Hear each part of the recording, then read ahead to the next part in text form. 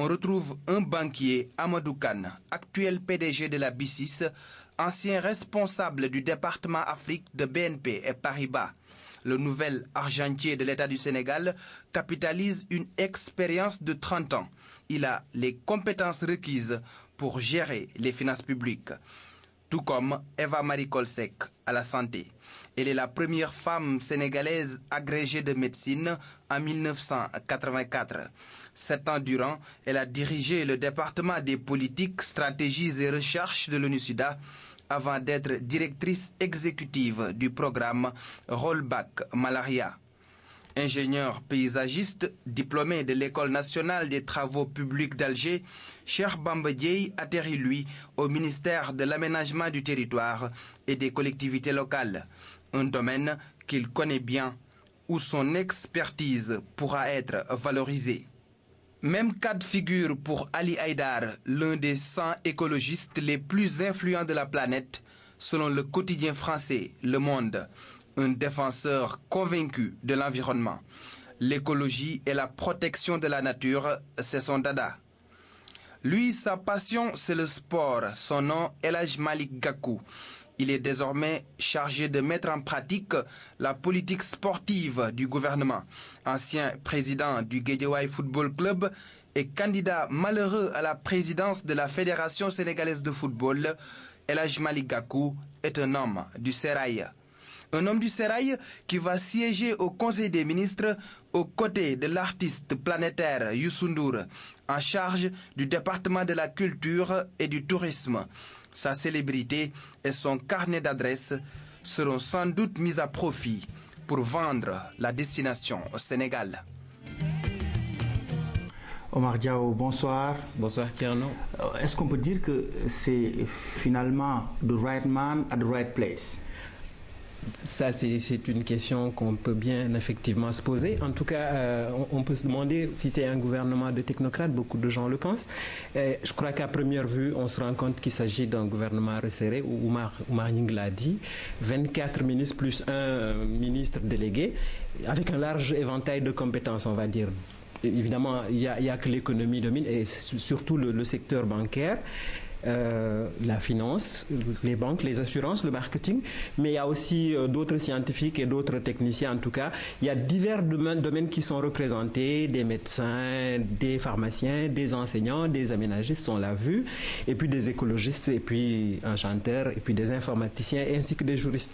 On pourrait tout de suite penser à une équipe de technocrates, si on se réfère à leur formation initiale, ce qui n'est pas toujours amélioratif. Je crois que lorsqu'on parle de technocrates, il y a un côté un peu péjoratif, parce que les technocrates, on leur reproche assez souvent de ne s'occuper que de problèmes. Je veux dire, dans la résolution des problèmes, ils ne mettent pas en avant, si vous voulez, la dimension sociale et humaine.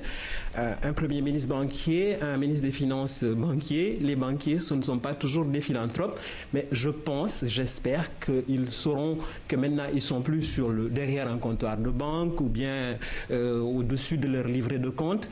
Ils sont là dans le champ politique aujourd'hui et il y a des attentes sociales et forcément, il faudra faire preuve de beaucoup de solidarité, peut-être mettre de côté un peu que les aspects financiers ou bancaires, et c'est toujours bien, comme Omar l'a dit, pour gérer un peu les finances publiques. Il faut de la rigueur du banquier, mais aussi faire beaucoup de social. Je crois que donc c'est un peu ça qu'il faut dire. Être technocrate, c'est quelque part un peu péjoratif, mais on peut retenir que c'est des gens peut-être qui seront là et qu'ils comprendront un peu les attentes populaires. Est-ce qu'on peut dire aussi que la compétence a été un élément décisif dans la composition de cette équipe gouvernementale? On est sur le champ politique. Il est évident que on nous fait croire que ce sont des compétences politiques. On a vu, c'est des gens qui ont pour l'essentiel d'excellents CV, qui pourraient travailler partout ailleurs. Mais on est aussi, comme je le dis, dans le champ politique, c'est clair que c'est des gens qui appartiennent à des formations politiques. Il a fallu faire un bon dosage, je crois. Il faut des compétences, certes, mais il faut aussi appartenir à une formation politique. Et quelque part, tous ces gens qui sont aujourd'hui dans le gouvernement seront assujettis à la chose politique. C'est absolument évident. Justement, à propos de compétences, le cas Youssou Ndour à la tête de la culture et du tourisme fait débat actuellement au Sénégal. Youssou, est-il le maillon faible du convoi d'Abdoul Mbaye? Vous parlez de convoi, ça me fait penser à wagon. Est-ce que Youssou Ndour est le mauvais wagon de cet attelage? Je veux dire, Youssou Ndour, vous savez, au Sénégal, on a un peu parfois... quelque part le complexe du diplôme. Youssou Ndour, c'est absolument clair, il n'a pas de diplôme. Il n'a pas franchi, si vous voulez, l'étape de l'école élémentaire, mais pour autant, c'est quelqu'un qui a une reconnaissance internationale. Ibrahim Mboup l'a dit dans son reportage, c'est quelqu'un qui a une aura internationale, qui peut vendre la destination Sénégal. Et je veux dire que la culture, qui est un vaste domaine d'ailleurs, est couplée, si vous voulez, à ce tourisme-là, qui bat de l'aile, hein, il faut le dire, ça ne marche plus depuis un certain moment. C'est la deuxième mamelle de l'économie. Youssou Ndour, c'est clair, il n'a pas un long CV. Vous savez, on a reproché au gouvernement antérieur, le régime de Wade, on a dit que Wade, très souvent, il ne mettait pas un peu de right man at the right place.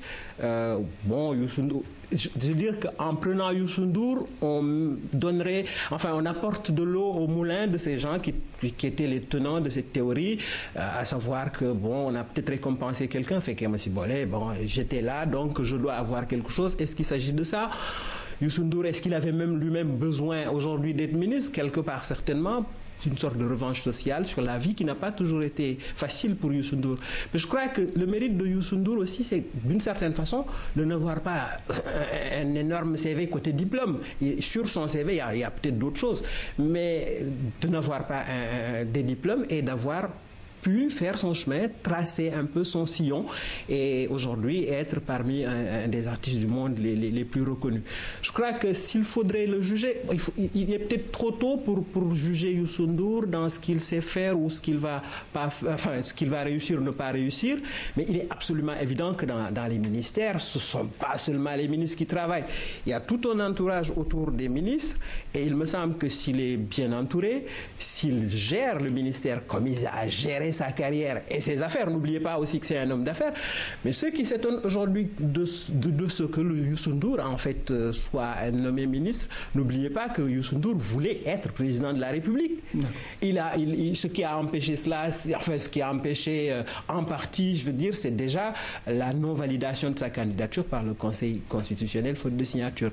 Quelque part, donc, s'il arrivait à s'entourer des gens qu'il faut, je précise que la culture est extrêmement large, en plus du tourisme, mais je crois que il a des atouts, il a des handicaps, c'est sûr, mais il a aussi un certain nombre d'atouts en main. L'essentiel, c'est de pouvoir bien utiliser ces atouts et c'est valable pour tous les autres ministres du gouvernement. Parmi ces atouts, vendre la destination Sénégal. Vendre la destination Sénégal, je le dis, on a absolument besoin de vendre la destination Sénégal, d'autant que on a des atouts sur le plan touristique, mais que ce tourisme-là a cessé d'être aussi productif qu'il l'était les années précédentes. Donc, je veux dire, aujourd'hui, Youssou Ndour est très connu. Je veux dire, vous allez dans certains pays, en Extrême-Orient par exemple, vous dites Sénégal, on vous dit Youssou Ndour et El Hadji Diouf. On vous dira peut-être pas Macky Sall ou Abdoulaye Wade, mais on vous dira Youssou Ndour.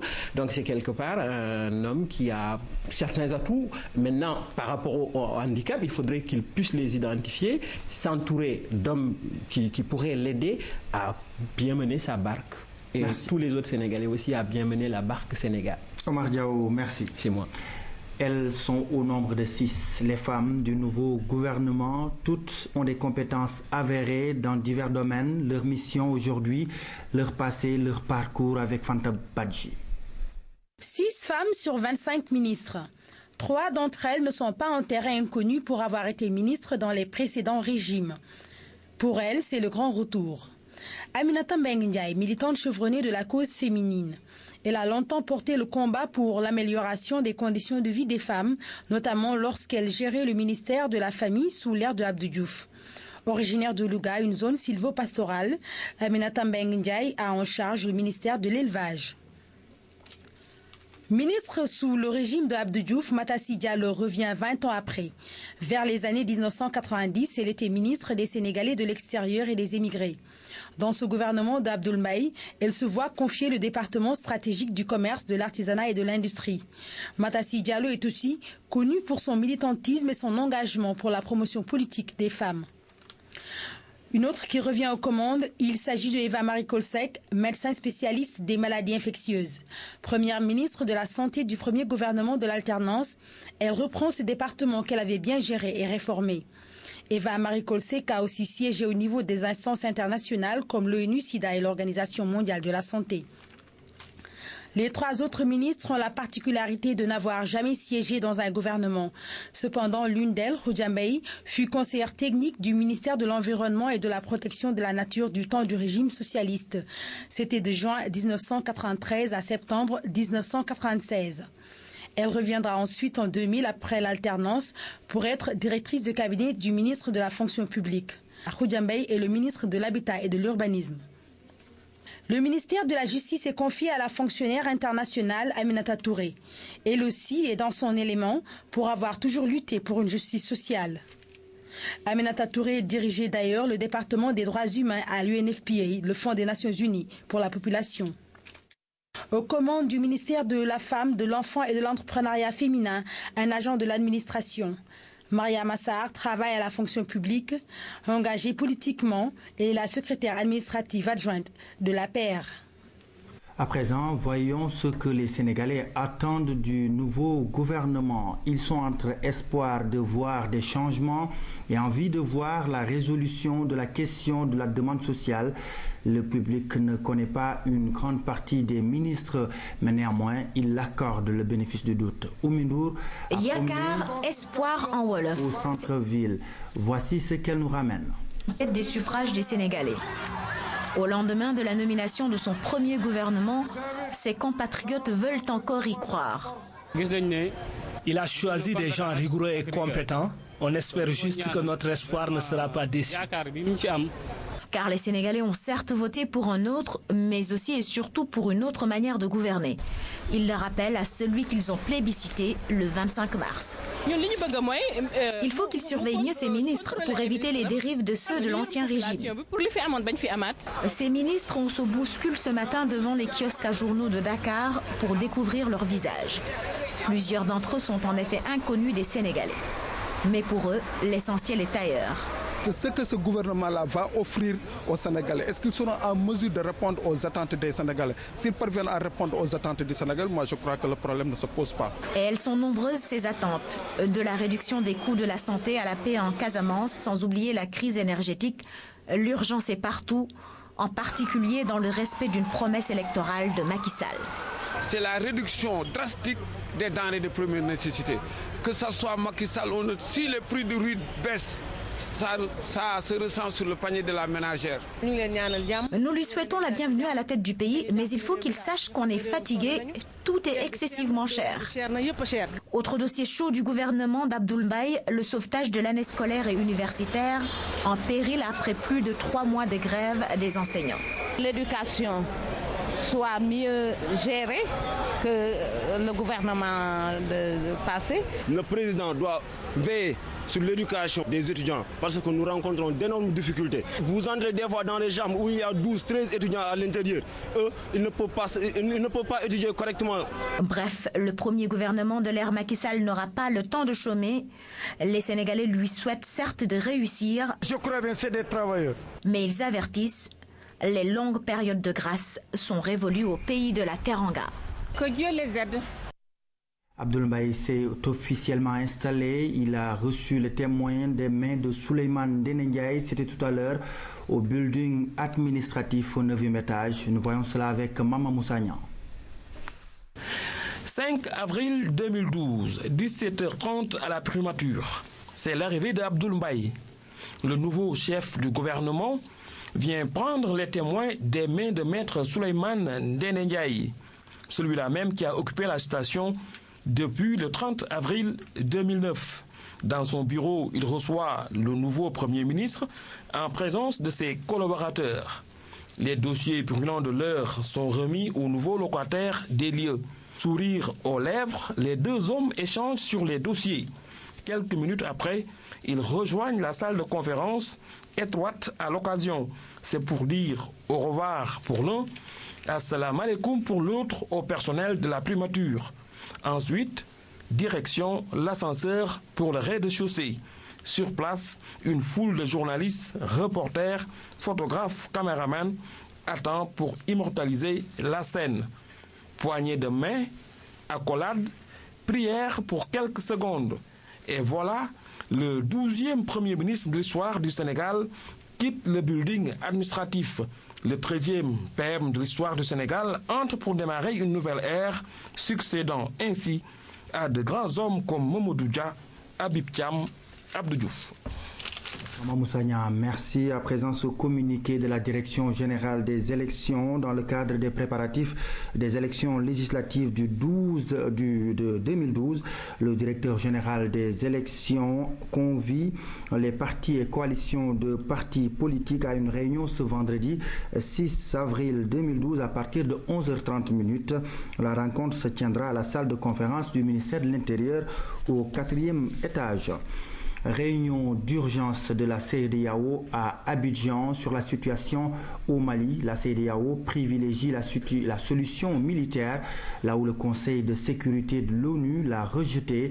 Pendant ce temps, à Bamako, les ressortissants du Nord affichent leur détermination à faire face aux rebelles Touaregs. C'est une réunion d'urgence et hautement stratégique. À Abidjan, les chefs d'état-major de la communauté économique des États d'Afrique de l'Ouest entrent en scène dans la crise malienne. Ils étudient la modalité du déploiement au Mali de 2000 soldats de la force de la CEDEAO en alerte depuis lundi. Des soldats dont la venue ne semble pas très souhaitée par les partisans de la junte militaire au pouvoir à Bamako.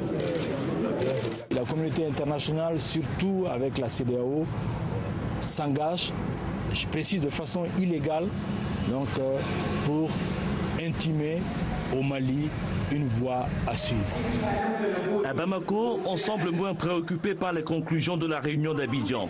On affiche plutôt la volonté d'en découdre avec les rebelles Touaregs et les islamistes d'AQMI qui contrôlent la partie septentrionale du pays. Des milliers de ressortissants du Nord se disent prêts à aller au front pour défendre l'intégrité territoriale du Mali. Par rapport à tout ce qu'on vient de dire dans la salle, nous on va s'organiser, quels que soient les moyens pour aller vraiment défendre notre région. Le Mali est un et indivisible, vraiment. Le Conseil de sécurité des Nations Unies, réuni à New York, condamne de nouveau le coup d'État qui a porté le capitaine Sanogo au pouvoir. Mais il s'oppose à l'usage de la force pour désamorcer la crise au Mali.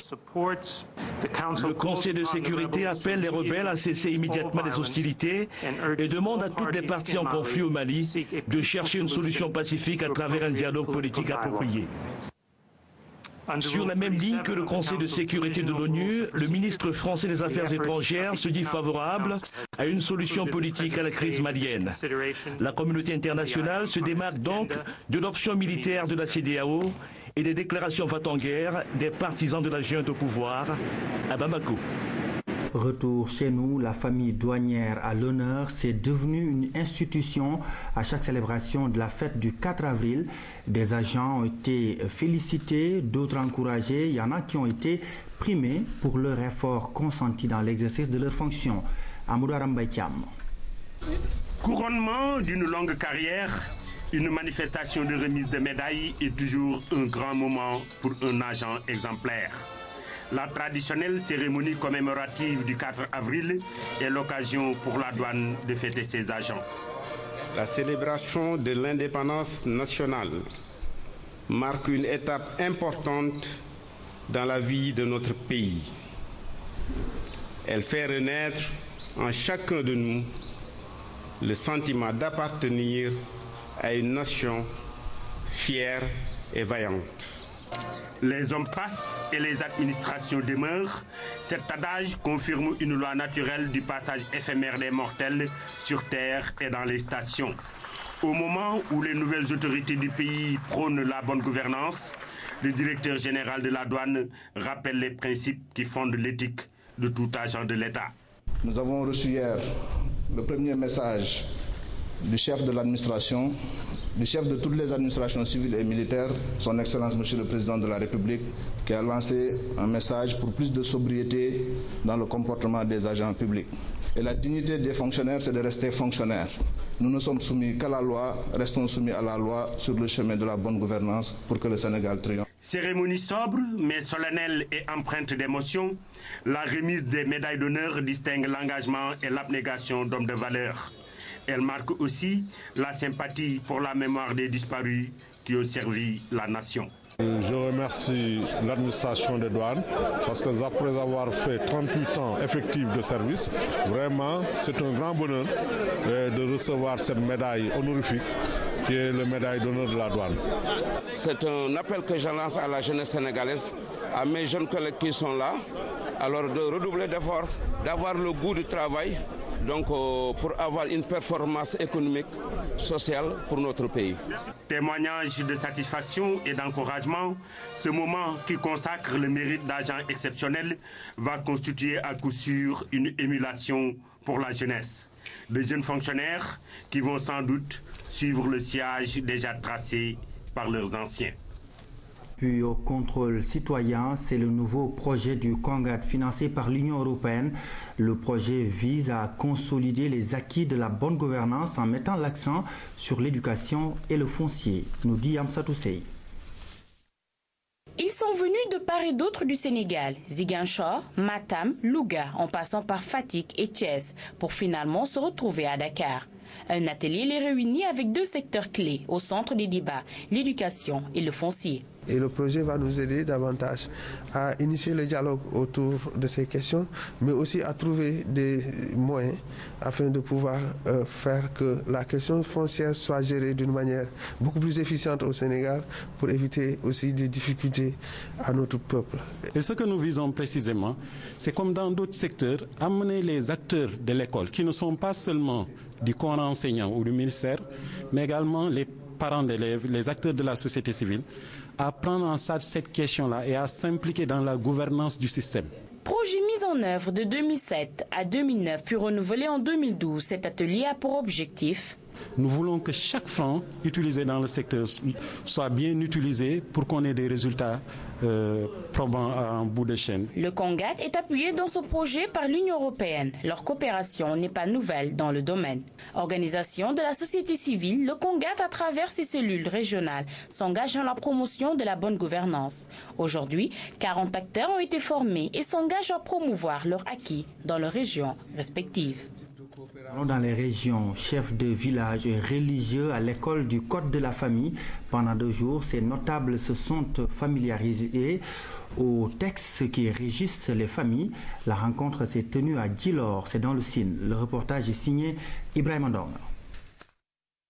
Une matinée de dimanche à Djilor, nous sommes au campement du Bois Sacré. Dans cette case, des élèves comme pas les autres font tranquillement leur cours. Une classe essentiellement composée de chefs de village, imams et représentants de l'église catholique. Leçon du jour, le code de la famille.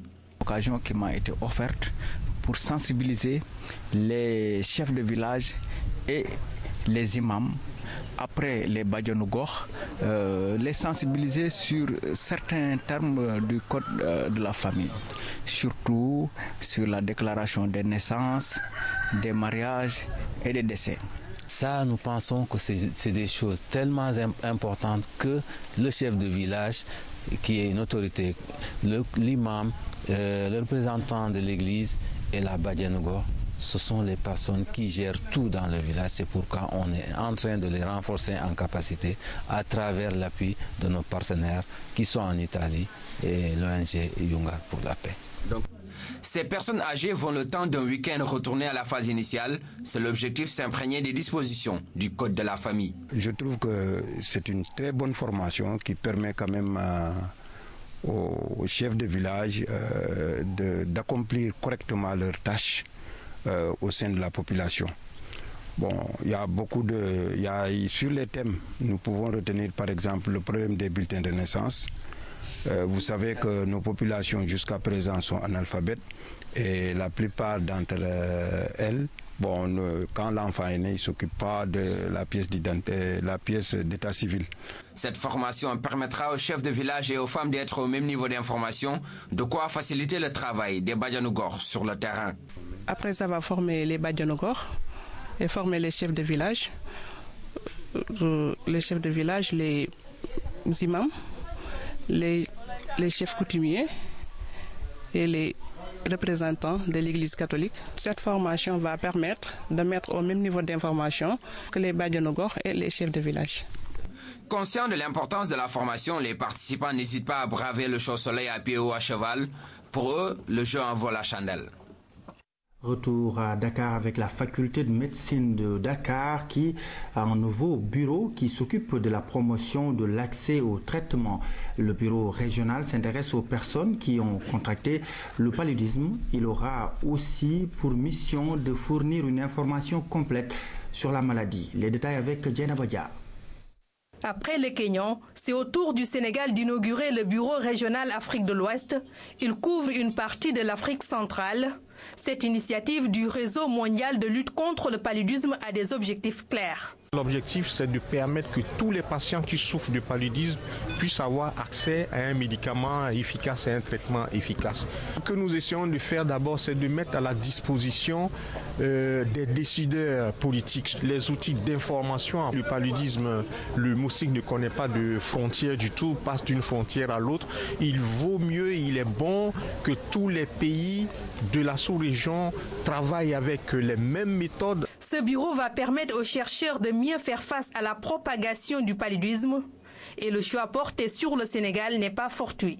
Il y avait des critères qui étaient mis en avant, notamment l'environnement politique, la qualité également de son espace scientifique. Je pense que l'université et la faculté constituent des cadres également où on parle de science et de connaissances. Du côté de l'université Cheikh Anta Diop de Dakar, la démarche est bien appréciée. C'est pour moi une fierté, mais également pour l'institution, pour notre communauté et pour l'UCAD, d'abriter en son sein, n'est-ce pas, c'est au cœur même de la faculté, le bureau régional Afrique de l'Ouest de Warn. Le paludisme est un fléau mondial.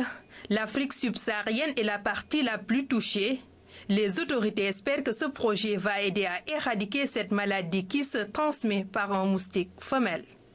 Sport, face à Tonnerre, Sa Thiès a signé sa 8e victoire. Jordan lui a perdu devant Super Étoile et Alioune Seye a versé eau chaude. Les temps forts d'un 4 avril de lutte avec Ibrahima Ndong. La foudre de Tonnerre n'aura pas d'effet ce soir pour le fils de Doublesse. Sa Thiès signe sa 8e victoire en autant de combats. Un parcours jusque-là jalonné de succès. Les prières d'un père sont sans doute passées par là.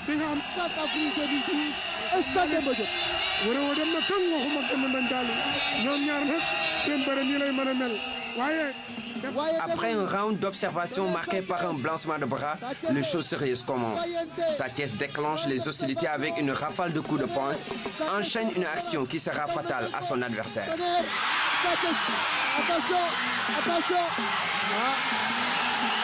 Il poursuit son ascension victorieuse. Sa Thiès reste indomptable. L'invincibilité du jeune frère du Lion de Guédiawaye est toujours d'actualité. Mais auparavant, les rayons de Super Étoile vont aveugler le pensionnaire de Taïchingue. Jordan voit rouge devant Super Étoile et peine à se résigner. Un peu plus tôt, Alioune Seye Junior va refroidir l'eau chaude. Une prise spectaculaire qui ne laisse aucune chance à son adversaire. Normal, la température de l'eau n'a pas atteint les 100 degrés.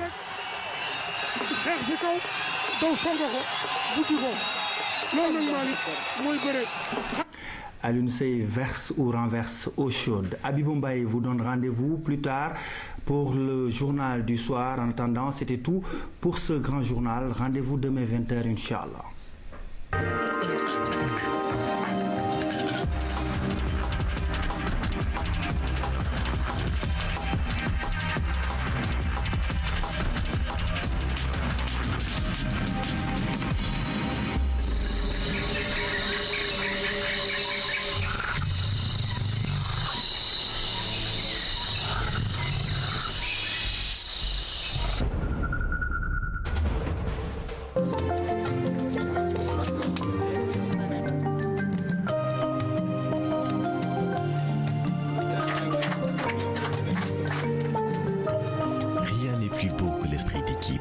Avec la SGBS, développons ensemble l'esprit d'équipe. La fin d'une histoire, ça peut être triste. J'ai besoin de toi. Qu'est-ce qui s'est passé? Il faut tout enfouir et essayer d'avancer. Carlos, c'est impossible. C'est ce qu'on va voir. Mais c'est souvent là qu'on passe les meilleurs moments. Oh, tu n'as pas idée. Faites le plein d'émotions devant l'ultime saison de Desperate Housewives et retrouvez prochainement les séries Working Girls, Luther et Nurse Jackie. Les séries cultes sont sur Canal+. ban saaboy bàyyi xet gu neex gii ci kër gi yëpp. saabu kado la nijaay. sa saabu kado bi dafa gaaw a xëpp sax. saabu kado mooy gaaw a xëbee nii sakkan lool te bàyyi xet bu neex si yére yi. saabu kado ak juróom fukki dërëm ak juróom rek yomb na sakkan na.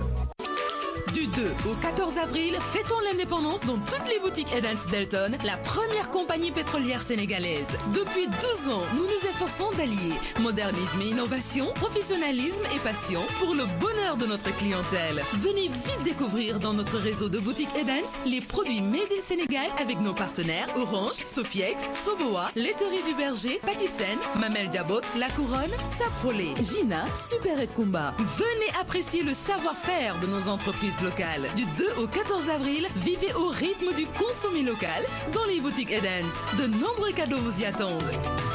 Elton, le service gagnant. at mi ñu weesu Biscrème may na leen ñu dund seen gént ñoom ñëpp dem nañu visiter dëkk bii di Istanbul ci li ñu génnewul benn dërëm kon nag fii ba le 30 juin 2012 yéen itam mën ngeen a gagné te bokk ci ñi dem Istanbul. jël leen benn paquet Biscrème dong def ko ci enveloppe bind ci seen tur adresse ak numéro de téléphone envoyé ko poste BP 2603 Dakar RP wala ngeen envoyé ko ci urne yi nekk ci seen boutique quartier mën ngeen a bokk ci pomi itam ci www.biscrème.sn loo leen di gën a joué gën a yokk seen wërsëgu nga ñaay.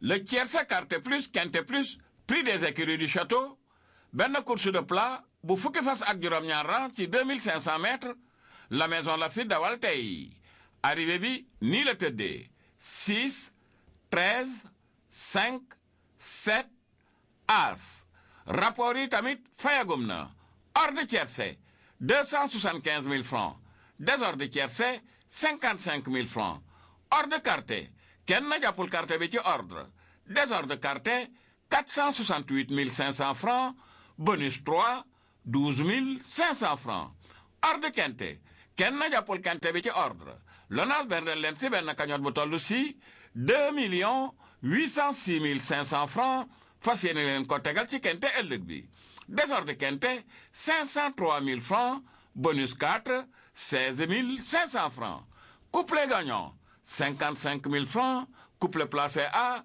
8 000 francs, couplet placé B, 10 500 francs, couplet placé C, 25 000 francs. ëllëg si ajuma ji Vincennes la ñu jëm mooy dawal prix Le Parisien di benn course attelée course nocturne bu fukki fas ak juróom benn rang ci 2850 mètres favori 13 8 7 12 14 outsider yi 9 2 11 surprise yi 6 16 5 bonne chance cant ak ngërëm ñeel na leen si seen teewlu ba ëllëg inshallah. jaaraama Lonase.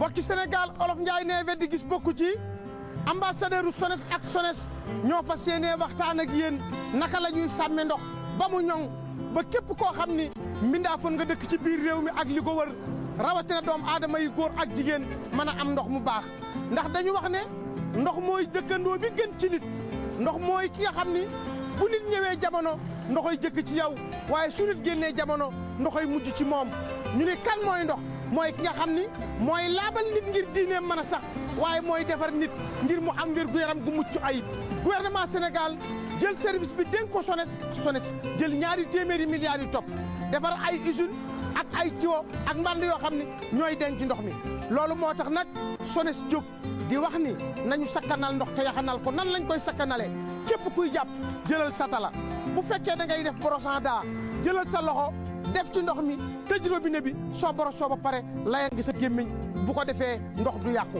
ñu ni bu fekkee da ngay dugg ci toilette bi di sangu da ngay tooyal sa yaram bomb saaboo njàmpe tëj robinet bi soo paree ubbi raxas sa yaram ba mu set ñu ni yow mi nekk ci sa bureau ubbi salle de bain bi fekk robinet bi tëjaatal ndax ndox mën na laa wuutu nga yàq ndox yàq ay matériel ñu ni ki nga xam dafa nekk ci waañ wi di raxas wala ci restaurant yi wala ci hôtel yi waay nanu àndandoo nun ñëpp saytu ndox ndax ndox mooy dëkkandoo bi jëkk ci nit moo ciy mujj loolu moo tax SONES ni du ma tàyyi benn yoon ci jël ñaari téeméeri milliards yu topp defar ay usine gas ay tuyau defar ay mband bu ko defee mu baawaan dem ci mband yi jóge ci mband yi daal di dem nag ci satadoo yi bu jóge ci satadoo yi dem ci forage yi ñëw ci robinet yi ñu ne ci ay SONES mu ni branchements sociaux mënu ma koo fàtte ndax ñi néew doole dégg leen seen baaram foofu ma dem ca ñëw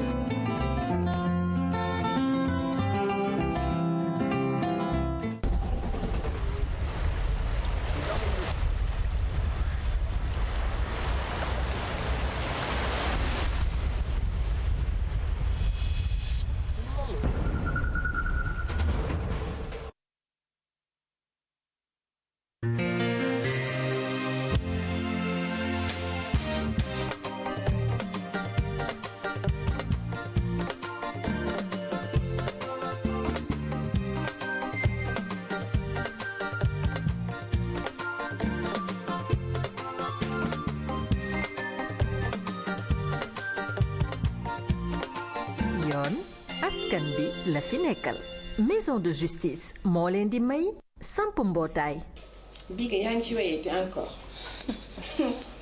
man wéy laa bàyyi wéy yoo xamante ni danga koy def ñaari fan ñetti fan mu teggee ko tege fële te benn bu ci deñ rek ñaawal yi ci des waaye musiba ko dafa yokk taal kay pour man ma defar rek yaa tey moom nee naa kolam bi na dëgër waaw dama yaakaar nag problème bi est-ce que nekkul ci col bi waaye yow Seynabou xalaatu groupe bi moom pour taxawal association bi sens la pour ñun de. waaw te sax nag li nga ci xamul dinañ mën a jàppale ngir ñu mën a dab suñuy bëgg-bëgg wala. ci lu mën a ne waaye ci kaw ma nekk présidente bi.